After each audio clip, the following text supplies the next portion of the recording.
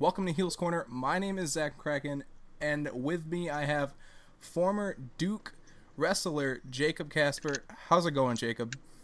Hey Zach, how's it going? I'm appreciate it. It's a good night, and I'm glad to be on. Let's talk. Gerald Brisco. Okay, he says that you could be the next big thing in the WWE, and that's high, especially coming from him. How do you feel about that? Is that pressure? Some people would call it pressure, but I've lived my life with the mentality that pressure is a privilege. In pressure situations, I've always thrived and grown and become better from it. So I'm really, really excited. I think during my amateur wrestling career, I didn't always appreciate the hype that surrounded me. Instead, I was just, kind of nose to the grindstone, blue collar attitude, where I've learned to step back and kind of appreciate the hype that's going on around this a little bit more. But with that being said, I'm working hard every single day to make sure I live up to that hype and not only become the next big thing in professional wrestling or the sports entertainment industry, but also the biggest thing ever. I want to be the greatest of all time. I think if that's not your goal and that's not what you're setting out to do, then, there's no point in doing it. I'm not worried about filling other people's shoes. I'm just worried that the shoes might not be big enough yet. I think I can take this company to unprecedented levels of success. That's a great answer, and more people need to have that attitude in the wrestling industry. I've watched some other interviews of yours, and the way you carry yourself, your charisma, your persona already. You haven't even stepped in like the WWE ring yet, and you're already showcasing yourself as, what this kid could be. You could be the next big thing. The way you showcase yourself is just incredible. I appreciate that. Thank you. That means a lot. And your talent when it comes to amateur wrestling, I've seen plenty of your matches. They're incredible. Thank you. You have the skill. I appreciate that. The WWE. What are your thoughts about the WWE? Like, how long have you been watching the professional wrestling? Growing up, my brothers and I don't know if it was a smart move by my parents, but they turned it on for us. I mean, I can remember it as early as 3 years old, religiously watching it all the time. And we had all the action figures. We had all the title belts. We played with the action figures. We pretended to be the wrestlers in the living room, slamming each other on the couches and sometimes onto the tables and floors. And, growing up, it was a huge thing. I think I fell out a little bit with it. The WCW, Raw was War, WWF era, when you come to the realization that some of the things in the industry aren't what they really are when you're a young kid, you kind of come to that realization at some point and you fall out with it. But then I came back to watching the WWE at the time when, the rated R superstar was sort of taken over again around junior high and high school. And you start appreciating it for a different value, sort of like how you appreciate movies and you appreciate the storylines and the entertainment, and kind of have always been a lifelong fan. I haven't followed it as religiously as I did earlier in life, but, you're always aware who the stars are and who's holding the titles and those types of things. So I've been a lifelong fan, and it's exciting to see childhood dreams, starting to take shape to be able to come true. Exactly. And that's a perfect response right there.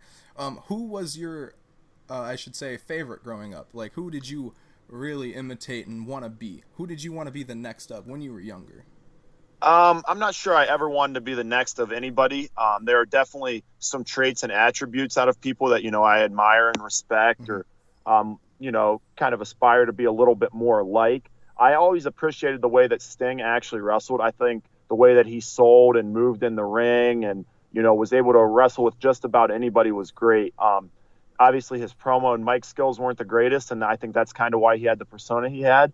When it comes to mic skills and, promos and stuff, I don't think there have been very few better than The Rock, if any at all. So, I was a huge Rock fan, Stone Cold Steve Austin, Mick Foley, all those guys were around the time that I was really, really watching it when I was young. So I definitely say I, kind of looked up to those guys at the time. And then in the new era, I follow some of the amateur wrestlers that have kind of transitioned over, the Kurt Angles, the Shelton Benjamins, the Brock Lesnars. They're kind of the rough and tumble guys. But like I said, I don't think I've really looked up to anybody or would aspire to be any of them. I think I bring certain things, or I know I bring certain things to the table that none of them have. And I think, I could be the perfect combination to really do things that we've never, ever seen before in that industry. That's some pretty big talk, and I love it. I love hearing the attitude you have. It's perfect, especially for the WWE. But I do want to talk about the transition.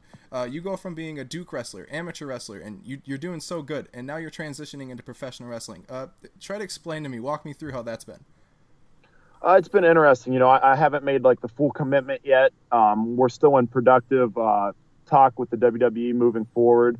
We're in great conversation, and I hope something comes of it. But at this time, nothing's been signed. So in the meantime, you know, I'm engaging in acting classes. I'm working on my tumbling. I'm continuing to train amateur wrestling. You know, I'm still a training partner for Daniel Cormier, Luke Rockhold, Cain Velasquez, Nick Wisdowski, some of the biggest names in mixed martial arts and in the amateur wrestling community still. And we'll continue to do those things, as well as, you know, sure up on some of the other things, public speaking classes. And then, like I said, some of the tumbling and acting classes. I've worked closely with Daniel Cormier's nutritionist and nutrition team, and I've got plans to put on more lean muscle mass. I'd like to get up in weight, probably another 20, 25 pounds. And like I said, I just don't think there's really been a combination of what I'm going to bring to the table. I've got the size to be a bruiser. You know, I'm a legitimate heavyweight that wrestled at the amateur level.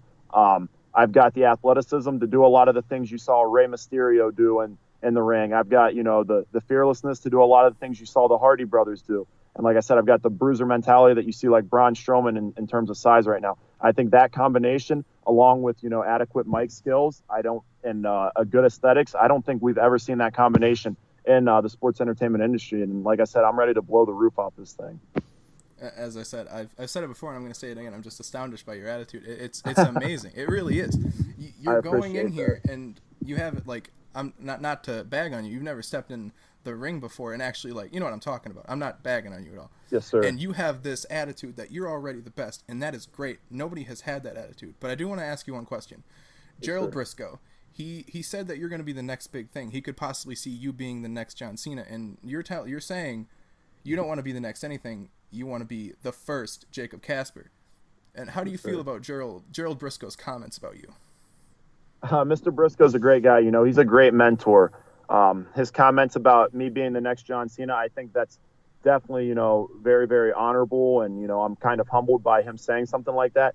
I do, like I said, aspire to be similar to John Cena in some regards. I really, really appreciate his charity work and what he's done with Make-A-Wish Foundation and what he's given back to people. But like I said, I want to be the first Jacob Kasper. Like you said, I want to be the first Jacob Kasper, and I want to be the greatest of all time, not only in charity work, but just in all around. You know, I want to be the best person, the best brother, the best father, the best husband, best professional wrestler, best coach, best friend, best mentor that I can be in life. And if you're trying to compare yourself to other people all the time, there's some focus off of you, and you're not going to necessarily achieve your maximum potential in terms of self-growth. So those types of things are why I kind of stay, you know, looking at the man in the mirror. Like you said, I'm confident in what I am and what I bring to the table, and that comes from a sickening work ethic. I mean, I know these guys work hard. They're entertainers, you know, they work on their aesthetics and all these types of things, but they've never had anyone in the industry that works as hard as me. When I wake up, I'm focused on optimization. My day, 24 hours, I get the most out of it every single day. You can have more money. You can have more, you know, resources. You can have better maybe genetics. But at the end of the day, we all boil down to just having 24 hours, and you can't buy more time. And there's nobody working harder in those 24 hours, and there's no one optimizing their time better. So I know what I bring to the table. I know what I'm willing to work like, and I know what I'm willing to sacrifice and give. And that's why I have the confidence that I do. Yeah, because the WWE isn't a entertainment business where you can just show up once and then go home the next. It takes a toll on you in the end. You know what I mean? And I can tell, you know, just by watching your old matches and your stamina and your heart, because you said in one of your interviews, it's not your stamina or your adrenaline that keeps you going, it's your heart. You know what I mean? And that's a great mindset to have. Your mindset on this thing is you're going in confident. I'm a pro wrestling fanatic, and I've watched interviews of so many wrestlers before they even made it to the WWE, and your confidence is just through the roof, and I love it. Like I've said, I appreciate that. And I do want to ask you, what is your dream wrestling match in the WWE? If you could just see yourself in one spot, what would you want? You know, I don't know if I necessarily have a dream match, but I have a dream position that I'd like to be. You know, I'd like to get the Universal and the WWE title. I'd like to unite those titles, similar to how boxers do. They take multiple titles, multiple divisions, and there's one person holding those titles at once, and that's what I want. I want there to be one ultimate title, so there's no doubt who the best professional wrestler in the world is at any given time. And while I'm doing that, I hope my brothers go and collect tag team titles, and I hope they maybe collect the Intercontinental and the U.S. title as well. And I think it can be a Kasper takeover for the WWE. I'm for one down for that. If Team Kasper, baby. If that happens, I'm gonna look back on this moment and I'm gonna say I called it, because I can see you being the next big thing. I honestly can, and I'm not saying this just because you're on the phone with me right now. It's just the way you present yourself as a person. It's amazing. You have such high hopes for yourself, and I want to see that happen. I want to see you actually accomplish this. And I want to know, after all that you've been through so far, training at the Performance Center, how do you feel mentally about this? After taking all the bumps, after learning about professional wrestling, the ins and outs. How does that make you feel? Is it completely different than what you expected coming from Duke? I think there are some things that are different than what you expected. I've, like I said, worked alongside Daniel Cormier regularly. I was fortunate enough to have dinner recently with Ronda Rousey and got to pick her brain some on the industry, and obviously got the experience at the Performance Center, which was crucial. I think more importantly, out of those things, I think I realized what it takes, which is what I'm willing to give and why I'm so confident as well. I just think some of these guys are motivated, and maybe they're motivated temporarily, maybe they're motivated long term, but they're motivated by the wrong things. They're motivated by the money, by the fame, by the glory, and those types of things, whereas my why is a lot deeper than that.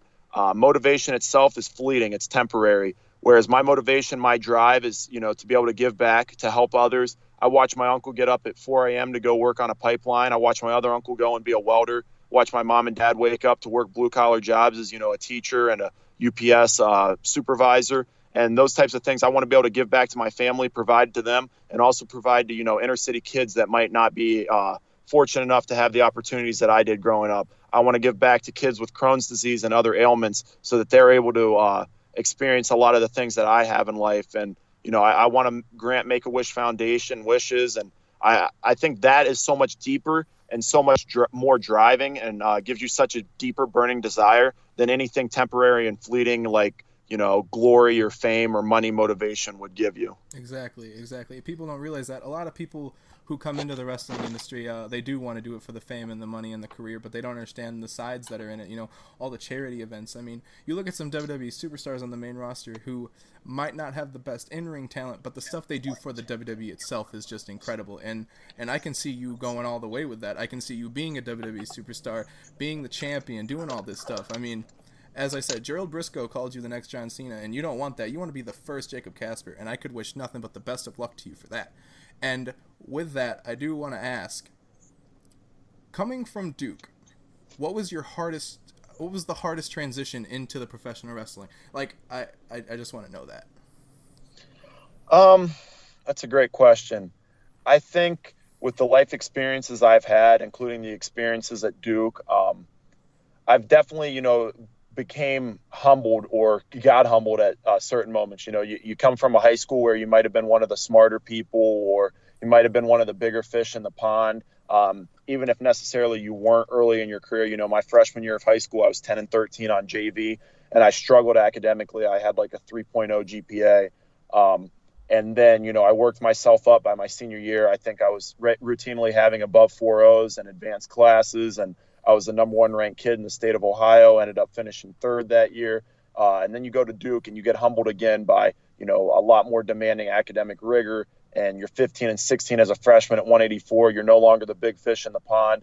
And those are challenging things, especially when you're supposed to go into a new industry that's going to humble you like that again, and is going to challenge you to not only not be humbled, but to borderline walk the line of arrogance at this point. They wanted me to kind of give a heel type wrestling promo while I was at the Performance Center, and I really struggled with that. I enjoy making people feel good about themselves, and staying humble and giving back and being a good person. And it was hard, to try to be that arrogant, brash figure that a lot of WWE superstars are. And I think that's one of the hardest transitions I've had so far. With the whole heel thing you're discussing, what I've learned so far, and just by talking to you for this short time, I can almost guarantee you could pull it off, because you're coming in this interview and you're telling me, you know, oh, I don't want to be this, I don't want to be that, I want to be this. You know, I want to put these titles together. With that mindset right there, that mindset, that attitude, cutting those promos, telling everyone all this, that's the perfect heel, in my opinion. I couldn't think of a better heel, and I know that you're working on it and all that stuff. Just try to fit in, you know, take your character to completely different levels.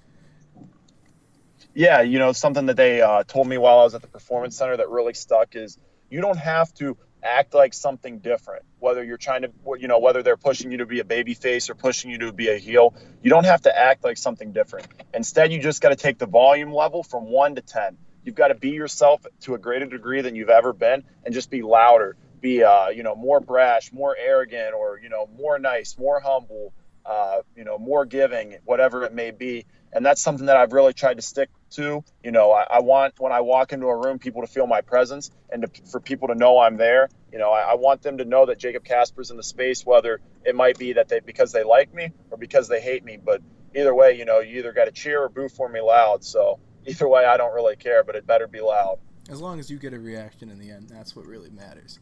Yes, sir. One more final question before we wrap this up, Jacob.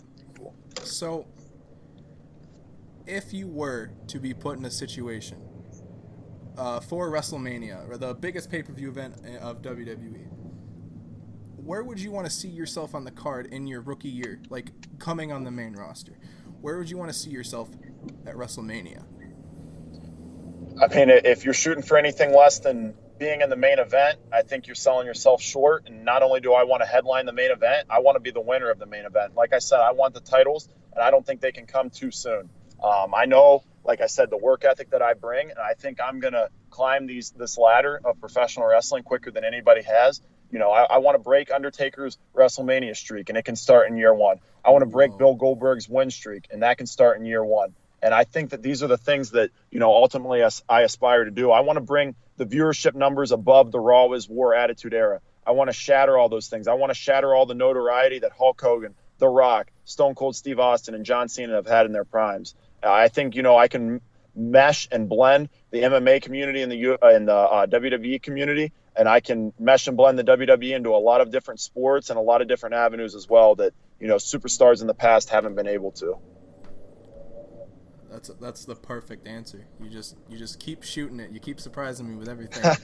I just want to thank you one last time for actually doing this interview with me. You guys can go check him out on Twitter and stuff like that. I'll leave all of his links in the description below. But remember, he doesn't want to be the next John Cena. He wants to be the first Jacob Kasper. Yes, sir.